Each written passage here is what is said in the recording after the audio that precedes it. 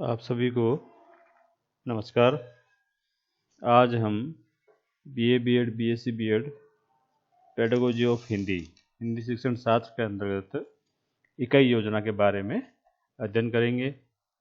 इकाई योजना की उत्पत्ति, इकाई योजना का अर्थ, इकाई योजना का परिभाषाएं, इकाई योजना की अन्य जो आवश्यकता है, पद्य है, प्रस्तुतिकरण है ना, इस सभी के बारे में अपन अध्ययन करते हैं। इकाई योजना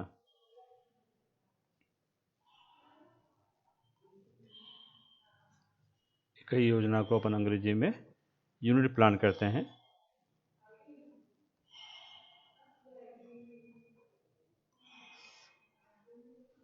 उत्पत्ति,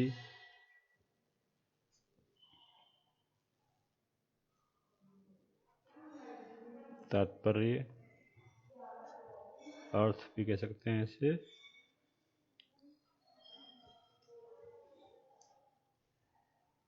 परिभाषाएं। विद्वानों के अनुसार कौन कौन सी परिभाषाएं अपन ने विद्वानों ने दी है।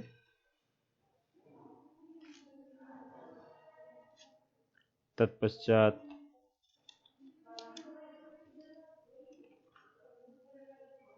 इसकी आवश्यकता,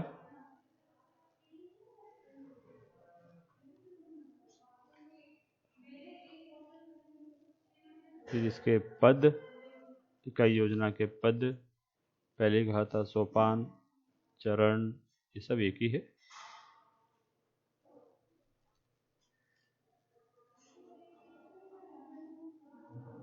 प्रस्तुतिकरण, ये इसके मुख्य भाग है।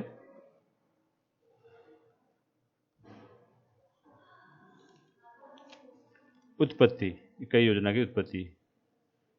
यूनिट शब्द के चिन्ह हर्बर्ट के शैक्षिक विचारों से मिलते हैं। इसका मतलब है समग्रता। समग्रता, इसका अर्थ है समग्रता।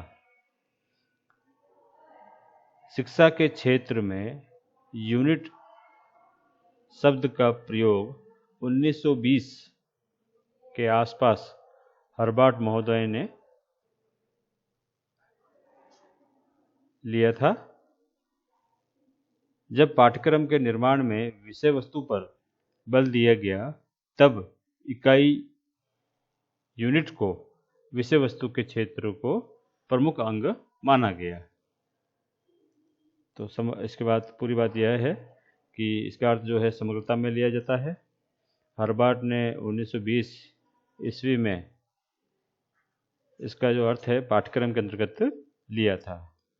इकाई योजना का तात्पर्य ज्ञानानुभवों का एकत्रित रूप इकाई के अंतर्गत आता है।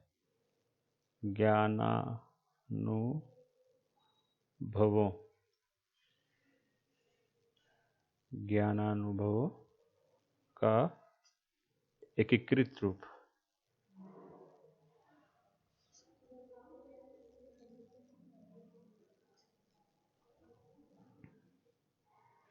ऐसे अनुभव जो आपस में संबंधित हो, जिनकी प्रकृति एक हो, जिन्हें एक साथ पढ़ाया जा सके। यह पाठ्यक्रम का वह संगठित अंश है जो ज्ञान के किसी महत्वपूर्ण क्षेत्र पर केंद्रित रहता है तथा जिसका ज्ञान होने पर उसमें निहित विभिन्न प्रकरणों का परस्पर संबंध स्पष्ट हो जाता है। प्रत्येक इकाई की अपनी संरचना होती है। इकाई परस्पर ज्ञान, अनुभव एवं क्रियाओं, ज्ञान, अनुभव एवं क्रियाओं का संगठित रूप है जो अपने आप में पूर्ण होता है, जिसके द्वारा निश्चित शैक्षिक उद्देश्यों की पूर्ति एवं अपेक्षित व्यवहारगत परिवर्तन में सफलता प्राप्त होती है। अतः यह स्वउद्देश्य क्रियाओं का संगठन है। स्वउद्देश्य क्रियाओं का संगठन। परिभाषाएं। पहली जो परिभाषा है अपन योगेंद्र जीत की ले लेते हैं। योगेंद्र जीत ने कहा था, इकाई योजना शिक्षा की वह विधि है जिसके द्वारा विषय वस्तु को, शिक्षण विधियों को तथा शिक्षण प्रविधियों को इस ढंग से गठित किया जाता है कि सीखने और सिखाने की परिस्थितियों को प्रभावी बनाया जा सके। भाई योगेंद्र जीत ये कहते हैं। आपने देखा होगा इकाई योजना में समग्र इकाई की बात आ जाती है। समग्र इकाई की जो बात है, जैसे मान लीजिए उस इकाई के कौन कौन से उद्देश्य होंगे, उस इकाई की प्रस्तावना क्या होगी, उस इकाई का जो मूल अर्थ है वो क्या होगा, उस इकाई के जो शब्दार्थ है या प्रश्नोत्तर प्रणाली है या प्रणाली के किस माध्यम से उसको पढ़ाया जाए, क्या प्रत्यक्ष विधि का उपयोग किया जाए, क्या प्रश्नोत्तर विधि का प्रयोग किया जाए। तो जहाँ जिसकी आवश्यकता होती है वहाँ उसका अपन प्रयोग करते हैं। अंत में इनका मूल्यांकन भी आता है। इस इकाई के मूल्यांकन के अंतर्गत जो सारांश है, अर्थात जो कवि, लेखक, कहानीकार या निबंधकार ने संदेश या सार रूप में जो बात कही है वह किस रूप में है, वो सभी इस रूप में आती है। अगला जो है पाश्चात्य विद्वान है रिस्क महोदय। रिस्क महोदय का है, इकाई किसी योजनात्मक समस्या से संबंधित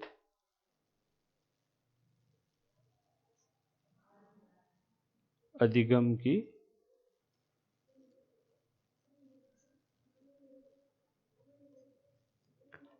संपूर्णता का प्रतीक है।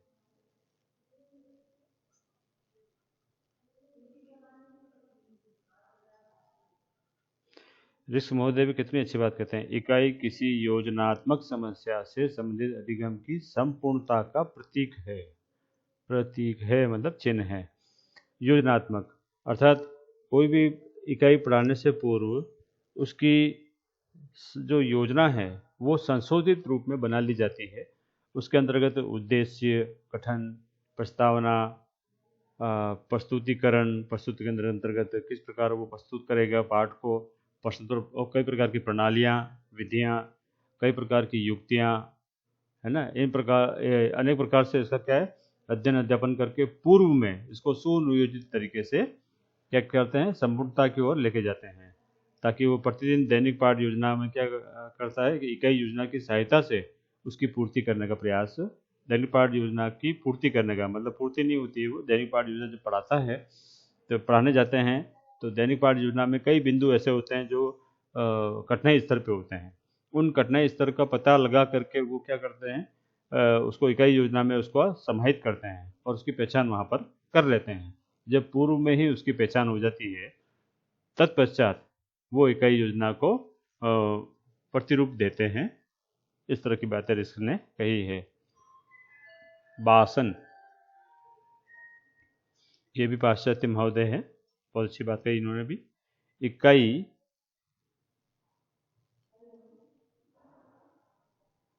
के अंतर्गत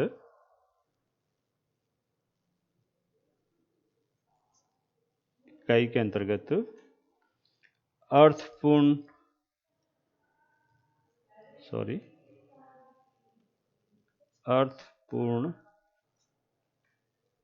एवं एक दूसरे से संबंधित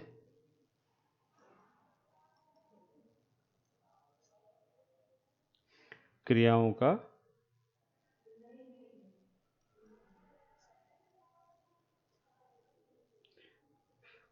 की व्यापक श्रृंखला है।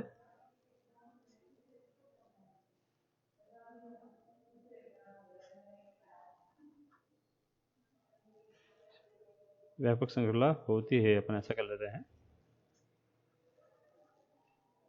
जो विकसित होकर बालकों की उद्देश्य की पूर्ति करती है, उद्देश्य की पूर्ति करती है और महत्वपूर्ण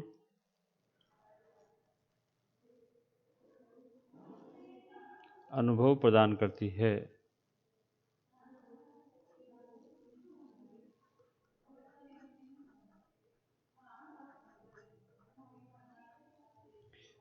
जिसके परिणाम स्वरूप या जिसके फलस्वरूप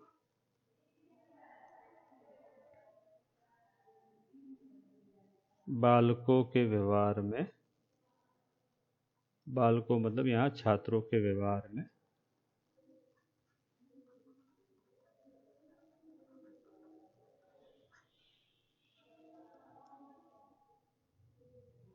वांछित परिवर्तन होता है।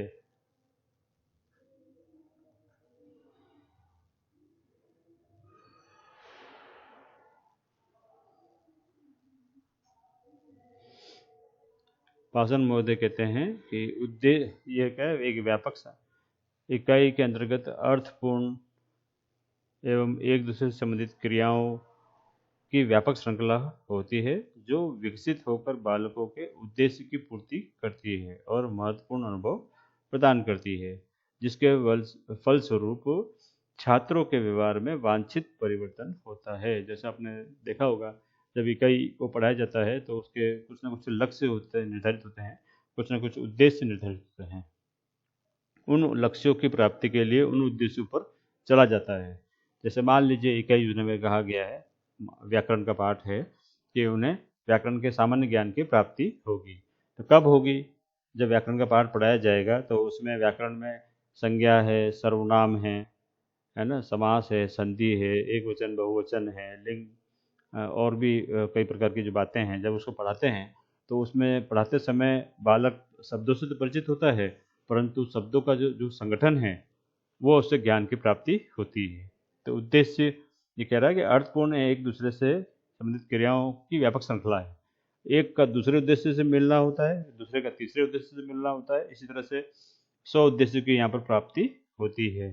जब 100 उद्देश्य की प्राप्ति होती है तो पाठ की पूर्णता की ओर अपन अग्रसर होते हैं, और पाठ की जब पूर्णता की ओर अग्रसर होते हैं तो पाठ का कुछ ना कुछ लक्ष्य व उद्देश्य निर्धारित होता है, उसकी प्राप्ति स्वतः होने लगती है एक समय के बाद में। इन परिभाषाओं के निष्कर्षानुसार इकाई विषय का एक बड़ा उपभाग होता है, जिसका कोई आधारभूत सिद्धांत या प्रकरण होता है। छात्रों की क्रियाओं को इस सिद्धांत या प्रकरण के अनुसार ऐसे ढंग से नियोजित किया जाता है ताकि उनके विषय के अध्यापक भाषा तत्वों का ज्ञान पूर्ण हो सके। अब मान लीजिए पाठ्यचर्या है, पाठ्यचर्या का कुछ न कुछ पाठ्यक्रम से पाठ्यचर्या, पाठ्यचर्या से इकाई, इकाई से फिर दैनिक पाठ योजना, इस तरह से क्या है इनकी श्रृंखला चलती है।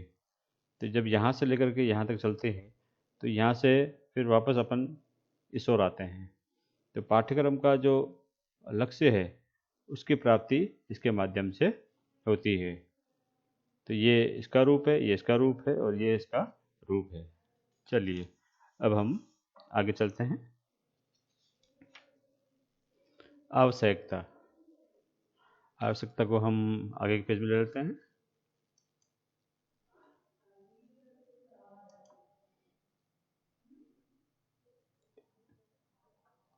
इकाई योजना की आवश्यकता, यदि महत्ता आए तो भी आप ये लिख सकते हो बराबर, महत्व याद आता है महत्व। पहला,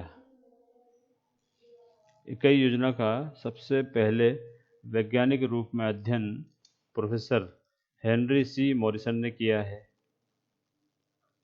हेनरी सी मॉरिसन, ये पाश्चात्य विद्वान हैं मॉरिसन।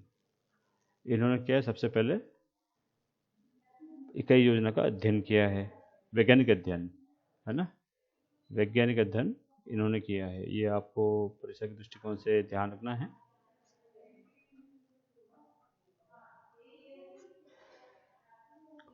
इकाई योजना का सबसे पहले वैज्ञानिक रूप से अध्ययन प्रोफेसर हेनरी सी मॉरिसन ने किया है। हिंदी शिक्षण में इकाई योजना की आवश्यकता के निम्नलिखित कारण हैं। पहला, इकाई योजना पाठ्यक्रम की विषय वस्तु को अच्छी से अच्छी सार्थक दैनिक इकाइयों में वर्गीकृत एवं क्रम योजित करके वार्षिक, मासिक, साप्ताहिक, दैनिक शिक्षण की योजना बनाने में मदद करती है।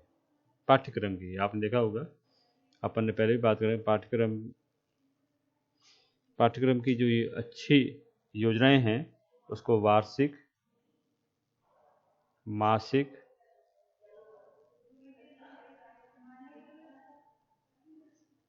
और साप्ताहिक और दैनिक शिक्षण में बांटती है, क्रमबद्ध। सबसे पहले आवश्यकता इसलिए पड़ती है कि पाठ्यक्रम के कुछ उद्देश्य होते हैं, लक्ष्य होते हैं, उसके प्राप्ति के लिए उसे सुनियोजित ढंग से क्या किया जाता है, संगठित किया जाता है, और वार्षिक, मासिक और साप्ताहिक के अंतर्गत उसको बांट दिया जाता है। इसलिए आपने देखा होगा कि वीकली टेस्ट होते हैं, मंथली टेस्ट होते हैं, 3 मंथ्स के भी होते हैं और हाफ ईयरली भी होते हैं, और अंत में वार्षिक भी होते हैं। उसको क्रमिक रूप से क्रमबद्ध करके इसकी आवश्यकता को महसूस किया जा सकता है। इकाई योजना में प्रत्येक पाठ को भागों में विभाजित करके विद्यार्थियों को अच्छी प्रकार से अध्ययन कराया जाता है।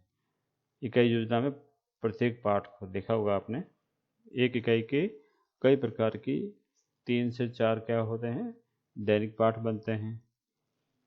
ये दैनिक पाठ जब बनाए जाते हैं तो उसको बनाते समय इसका अध्ययन जो है पूर्ण रूप से किया जाता है। पूर्ण से अंश की ओर अपन यहाँ पर चलते हैं। कोई भी इकाई को क्या कहते हैं, पूर्ण रूप से देखा जाता है। 3 से 4 रूप में दैनिक इकाइयों में जब उसको बांटते हैं तो इस सिद्धांत का उपयोग किया जाता है। तीसरा, इकाई योजना के द्वारा उद्देश्यों के निर्धारण में मदद मिलती है। इसके साथ साथ ही उद्देश्य की प्राप्ति भी आसानी से हो जाती है। उद्देश्य निर्धारण करना व इनकी प्राप्ति हो जाती है, प्राप्ति होना, ये दोनों ही अलग अलग बातें हैं। जब अपन कोई इकाई योजना का निर्माण करते हैं तो दैनिक पाठ योजना के अंतर्गत और इकाई पाठ योजना के अंतर्गत उद्देश्य होते हैं एक तरफ। इन उद्देश्यों की प्राप्ति कैसे होती है, तो छात्रों के व्यवहार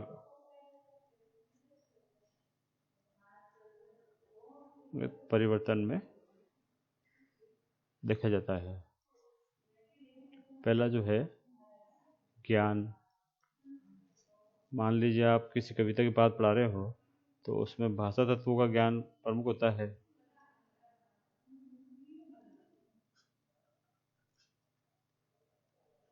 उच्चारण आता है मान लीजिए,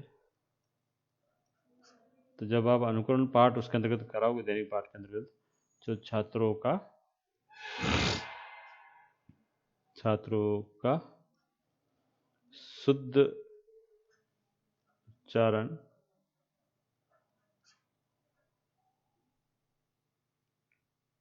की प्राप्ति हो सकेगी। इस तरह से आएगा। मान लीजिए विषय वस्तु का ज्ञान है, विषय वस्तु के ज्ञान के अंतर्गत है ना। छात्र, मान लीजिए कोई विषय पढ़ा रहे हो आप, मुंशी प्रेमचंद की बड़े घर की बेटी पढ़ा रहे हो, तो छात्र बड़े घर की बेटी के महत्व को जान सकेंगे। अब बड़े घर की बेटी का महत्व क्या है, उस पाठ को अपन पढ़ेंगे तो अपने को मालूम चलेगा, जान सकेंगे। इस तरह के उद्देश्य निर्माण होते हैं। तो उद्देश्य निर्धारण होता है वह उनके उद्देश्य की प्राप्ति होती है। अगला है चौथा, इकाई योजना में पाठ्य सामग्री को भाषा शैली एवं स्वरूप के आधार पर ठीक प्रकार से बांटा जा सकता है। यह भी कितनी अच्छी बात है। देख लीजिए, जब इकाई योजना संगठन होता है, भाषा शैली, शैली का मतलब होता है स्टाइल, एवं स्वरूप, कई योजना की जो भाषा शैली होती है और उसका जो स्वरूप होता है अपने आप में बहुत ही अच्छा स्वरूप होता है, उसका शुद्धता लिए हुए होता है, स्पष्टता लिए हुए होता है। तो उसको मौखिक रूप से जब अपन पढ़ाने जाते हैं तो उसका सरलीकरण किया जाता है, जिसको जनरलाइजेशन कहते हैं, सरलीकरण।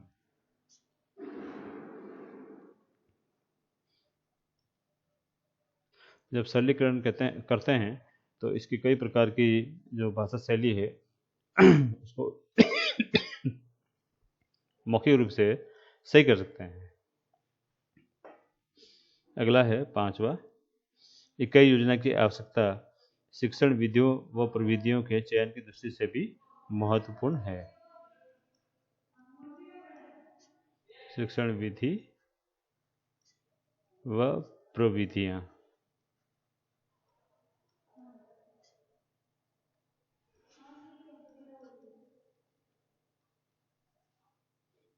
Teaching method and techniques.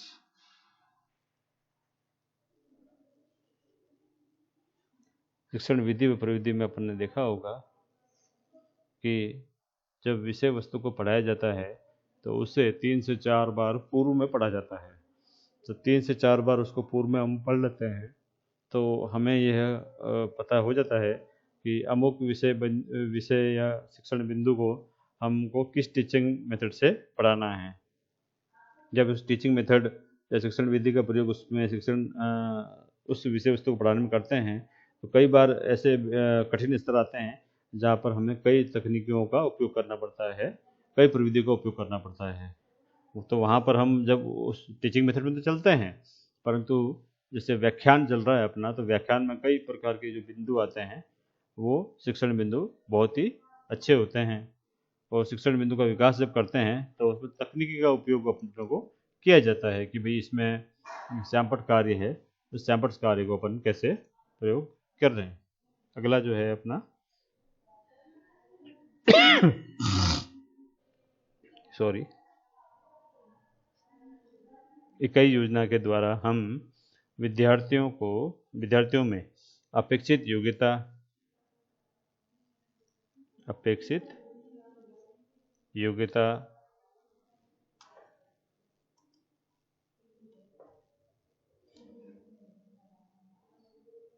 अपेक्षित योग्यता व प्रकार,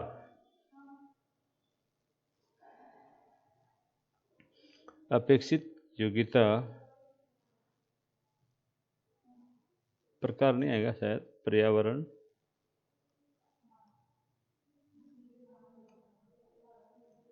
अपेक्षित योग्यता व पर्यावरण का निर्धारण करने की दृष्टि से महत्वपूर्ण है। अपेक्षित योग्यता मतलब छात्रों से जब वो विषय वस्तु को पढ़ाया जाता है तो कौन कौन सी जो अपेक्षित योग्यताएं होती है, पर्यावरण कक्षा कक्षा का जो पर्यावरण होता है उसे सुचारू रूप से अच्छा करने का जो प्रयास किया जाता है। अगला है इकाई योजना की आवश्यकता इकाई शिक्षण के लिए उपयुक्त शिक्षण सहायक सामग्री की दृष्टि से भी बहुत ही महत्वपूर्ण है। शिक्षण सहायक सामग्री, अंग्रेजी में हम इसे टीचिंग एड्स कहते हैं। टीचिंग एड्स अर्थात कोई भी पाठ को पढ़ाने पे स्तर पे जब कोई कठिनाई का स्तर आता है तो उस कठिनाई के स्तर को हमको बताने के लिए क्या है, टीचिंग एड्स का। टीचिंग एड में जैसे मान लीजिए चार्ट का उपयोग करते हैं, पूर्व में ही बना के लाते हैं हम, ये सभी मॉडल का उपयोग करते हैं हम। चार्ट, मॉडल, कोई उदाहरण पेश कर सकते हो आप कहानी के अंतर्गत, अगर वो आ रही है चीज़ या कविता के अंतर्गत आ रही है तो संभावी कविता आप कर सकते हो, तो चार्ट, मॉडल, उदाहरण द्वारा भी बता सकते हो। कोई प्रत्यक्ष वस्तु आप बता सकते हो। तो ये क्या करते हैं, पूर्व में ही जब इकाई योजना का जब संगठन करते हैं तो इसकी पूर्व में ही पूरी बात हो जाती है कि अमुक दैनिक पाठ में मैं इन का मैं उपयोग करके अमुक अमुक दैनिक पाठ को पढ़ाऊंगी या पढ़ाऊंगा। अगला है 8वां, इकाई योजना द्वारा विषय वस्तु का मूल्यांकन अच्छा किया जा सकता है। इससे इस बात का ज्ञान हो जाता है कि हमें उद्देश्य की प्राप्ति कहाँ तक होती है। मूल्यांकन, कोई भी कार्य यूं ही नहीं किया जाता, उसके पीछे कोई ना कोई उद्देश्य होता है। उन उद्देश्य की पूर्ति में अंत में मूल्यांकन किया जाता है। तो जब मूल्यांकन होता है तो मूल्यांकन में सभी दृष्टिकोण से जब बाल छात्र छात्राओं को प्रश्न, मौखिक प्रश्न पूछे जाते हैं, तो मौखिक प्रश्न पूछे जाते हैं तो अधिक से अधिक छात्रों के हाथ उठने चाहिए और उनके सटीक व स्पष्ट जवाब छात्रों को आने चाहिए। यदि कक्षा में अधिक से अधिक छात्रों के प्रश्न मूल्यांकन प्रश्न में यदि उठते हैं, इसका अर्थ है कि आज का जो पाठ आपने पढ़ाया है वो कम से कम अच्छा रहा है, अर्थात उन समस्त शिक्षण बिंदुओं को ध्यान में रखा गया है। और किन बिंदुओं को ध्यान में नहीं रखा गया है तो वो भी मूल्यांकन के अंतर्गत, प्रश्नों के अंतर्गत जब मूल्यांकन करते हैं तो उसमें वो बात आती है। अगला 9वां है, इकाई योजना दैनिक शिक्षण के लिए आधार प्रदान करती है। बेस, दैनिक शिक्षण विषय के लिए आधार प्रदान करती है, अथवा इसको कहते हैं बेस प्रदान करती है। आपने देखा होगा कोई भी पाठ पढ़ाते हैं, यदि हम उसका 3 से 4 बार अध्ययन नहीं करें तो हमें उसकी बेस की, ऐसा उसके आधार की जानकारी नहीं होती है। तो इकाई को पूर्ण रूप से अपन पढ़ते हैं तो हमें उसकी बेस की जानकारी अवश्य होती है कि भाई इस पाठ के अंतर्गत मूल बात कौन कौन सी है। जब मूल बात की जानकारी हो जाती है तभी हम उस पाठ में अच्छे से उसमें पकड़ बना करके पढ़ा सकते हैं। और अंत में जो है आपका 10वां बिंदु है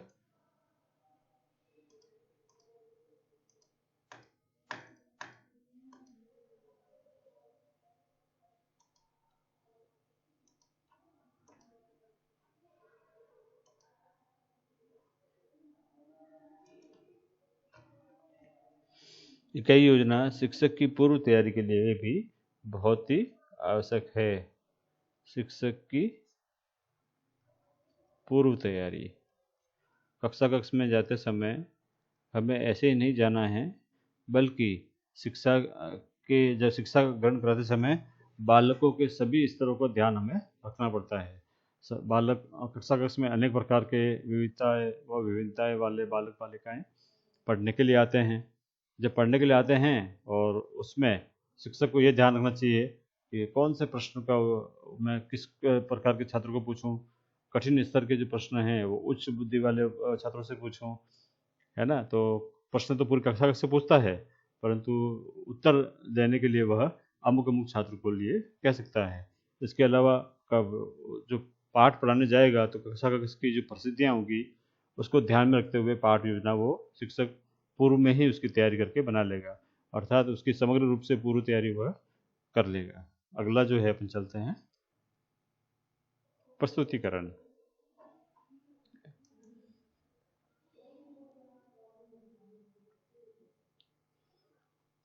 प्रस्तुतिकरण अंग्रेजी में प्रेजेंटेशन, है ना। जब आप प्रेजेंट करते हो तो कौन कौन सी बातों को ध्यान में रखना पड़ता है। इसमें यह रहा है, इस पद में शिक्षक विषय वस्तु को छात्रों को के समग्र वार्तालाप का या व्याख्यान द्वारा प्रस्तुत करता है। इस पद में शिक्षक विषय वस्तु को छात्रों के समग्र वार्तालाप या अध्ययन द्वारा, वार्तालाप वार्तालाप मतलब संवाद भी, शैली भी आजकल हो गई है जो डिस्कशन में चलती है, संवाद या व्याख्यान द्वारा प्रस्तुत करता है। इसके बाद वह प्रश्नों के द्वारा यह जानने का प्रयास करता है कि छात्र इकाई की विषय वस्तु को समझ गए हैं या नहीं। यदि नहीं यदि नहीं तो कितना समझ पाए हैं। यदि छात्र विषय वस्तु को नहीं समझ पाए हैं तब तक शिक्षक अपने अगले पद पर नहीं जा सकता है।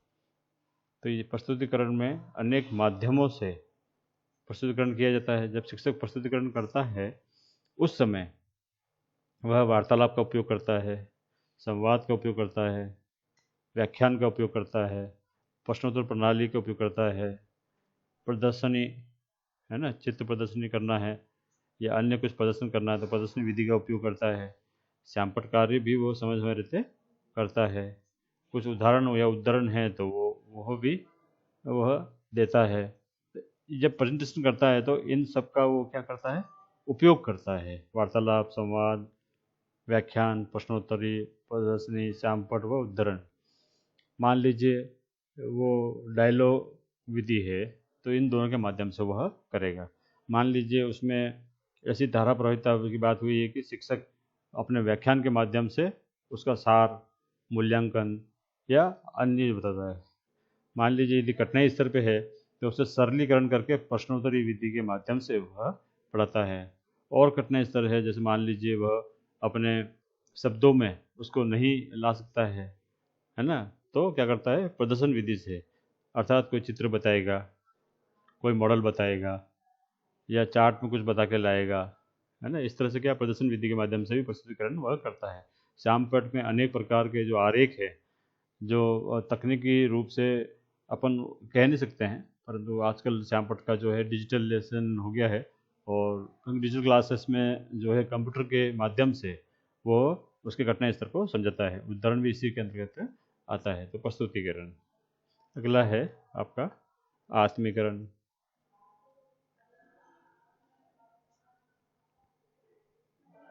आत्मीकरण पाठ का मूल भाग है ना, कि मूल भाग क्या है।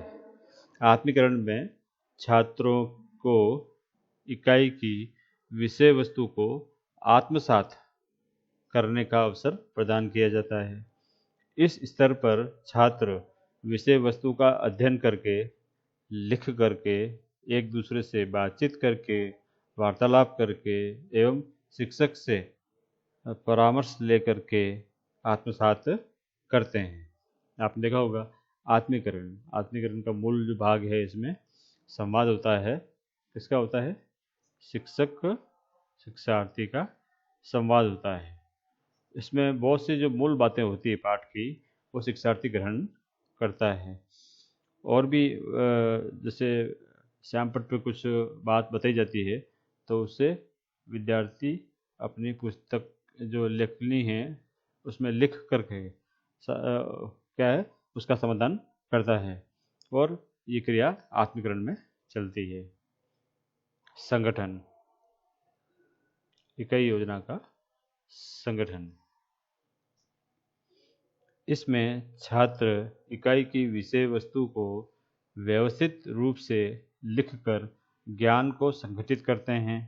इससे शिक्षक यह समझ लेता है कि छात्र विषय वस्तु को भलीभांति समझा है या नहीं समझा है। संगठन करना अर्थात जब इकाई योजना को लिपिबद्ध किया जाता है, इकाई योजना को लिपिबद्ध करते समय समस्त बिंदुओं पर ध्यान दिया जाता है। समस्त बिंदुओं पर, अब बहुत सारी बिंदुएं होती है, उन बिंदुओं पर ध्यान दिया जाता है ना। जैसे मान लीजिए वो करता है तो इकाई योजना में पहले क्या पूछा जाएगा, बिंदु क्या होगा, दूसरा बिंदु क्या होगा, तीसरा बिंदु क्या होगा, चौथा बिंदु क्या होगा, पांचवा बिंदु क्या होगा, छठवां बिंदु क्या होगा। उसको संगठित किया जाता है पूरा प्रकार से, है ना। कि कौन कौन सी शिक्षण विधियों का उपयोग करेंगे, कौन कौन सी विधियों का उपयोग करेंगे, पाठ को पढ़ते समय व्याख्या किस प्रकार उपयोग होगा, प्रश्नोत्तर प्रणाली को कहाँ उपयोग करेंगे, कठिनाई इस तरह अगर आती है तो वहाँ पर चित्र कहाँ प्रदर्शन करेंगे, इत्यादि बातों को क्या है योजनाबद्ध तरीके से बताया जाता है। अगला जो है वाचन। वाचन दो प्रकार से होते हैं, पूर्व में हमने आपको बताया था। एक होता है आदर्श वाचन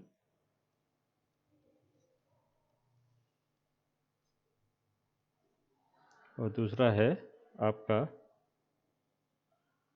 वास्तविक वाचन, जिसको अनुकरण वाचन भी कहते हैं। पहला, आदर्श वाचन के अनुसार प्रत्येक छात्र को इकाई को कक्षा के समक्ष उसी प्रकार प्रस्तुत करना पड़ता है जिस प्रकार शिक्षक ने उनके समक्ष प्रस्तुत किया है। अर्थात आदर्श वाचन में एक जो शिक्षक होता है वह व्याकरण के नियमों का ध्यान रखते हुए, व्याकरण के नियमों का ध्यान रखते हुए वाचन करता है, रखते हुए आदर्श वाचन करता है। आपने देखा होगा जब शिक्षक व्याकरण के नियमों का ध्यान रखता है, व्याकरण के नियम कई प्रकार के होते हैं, जब आप अपना आदर्श वचन करते हैं तो उसमें शुद्ध उच्चारण करना पड़ता है, जिस प्रकार लिखा गया है उसी प्रकार आपको बोलना पड़ता है। आरोह, अवरोह, अल्प विराम, पूर्ण विराम, किस शब्द पे बल देना चाहिए, किस शब्द पे बल नहीं देना चाहिए, और भी बहुत सारी जो बातें होती है जो व्याकरण के अंतर्गत आती है, उसके नियम को ध्यान रखते हुए वह आदर्श वचन करता है। इसी का जो शिक्षार्थी होते हैं, शिक्षार्थी शिक्षक द्वारा किए गए व्याकरण के नियमों को ध्यान रखते हुए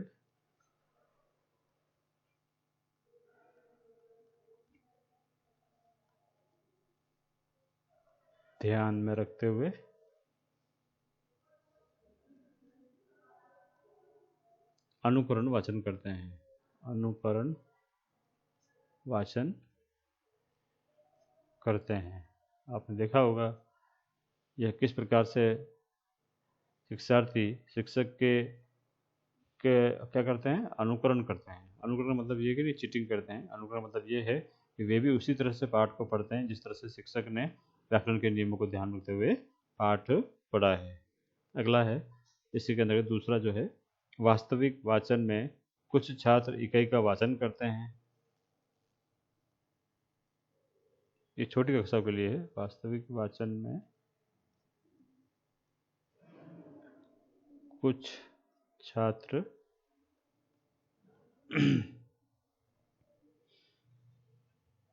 इकाई का वाचन करते हैं, इकाई का वाचन करते हैं और कुछ उसे लिखते हैं, कुछ लिखते हैं, कुछ विचार विमर्श करते हैं,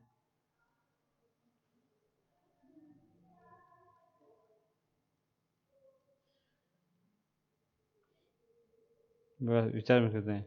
शिक्षक उनकी इन विभिन्न क्रियाओं को या विभिन्न क्रियाओं की के आधार पर यह निर्णय करता है कि उन्होंने इकाई की विषय वस्तु को किस सीमा तक ग्रहण कर लिया है ना, या किस सीमा तक ग्रहण किया है अथवा नहीं किया है।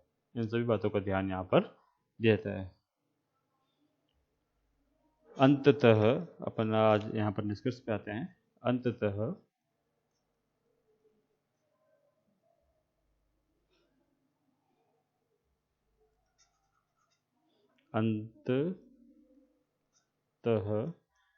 या निष्कर्षतः वार्षिक योजना की संपूर्ण पाठ्य सामग्री को एक रूप इकाइयों में संगठित किया जाता है।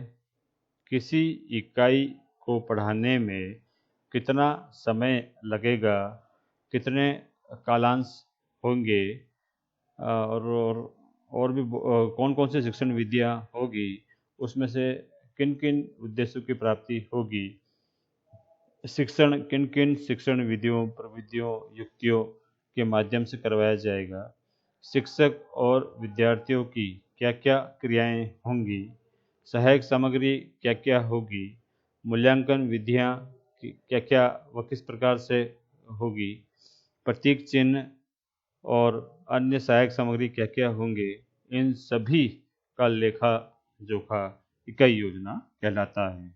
इन सब को जो लिखित रूप प्रदान करते हैं, इन्हीं को इकाई योजना पद कहा जाता है। पूरी इकाई को उप विभागों में बांटना, उप विभागों के शिक्षण उद्देश्य निर्धारित करना, उद्देश्य प्राप्ति के लिए विधियों को निर्धारित करना, अंत में शिक्षक विद्यार्थी क्रियाओं के निश्चित करना, ये सभी अपने आप में चुनौतीपूर्ण कार्य है और इकाई योजना के अंतर्गत इन सभी महत्वपूर्ण बिंदुओं को ध्यान में रखा जाता है। तो यहाँ पर हमारा इकाई योजना समाप्त होता है। आपको यदि इससे संबंधित कुछ पूछना है तो स्वागत है आपका। शनिवार आप 12 से 2 के बीच में आए, हम सभी मिल करके इसका समाधान करेंगे और सभी समूह में आए और हम अलग बैठ करके कोरोना के नियमों का पालन करते हुए हम इसका अध्ययन व अध्यापन और जो भी आपकी शंकाएं समाधान हैं उसका करने का प्रयास करेंगे। सभी को मेरा एक बार पुनः नमस्कार।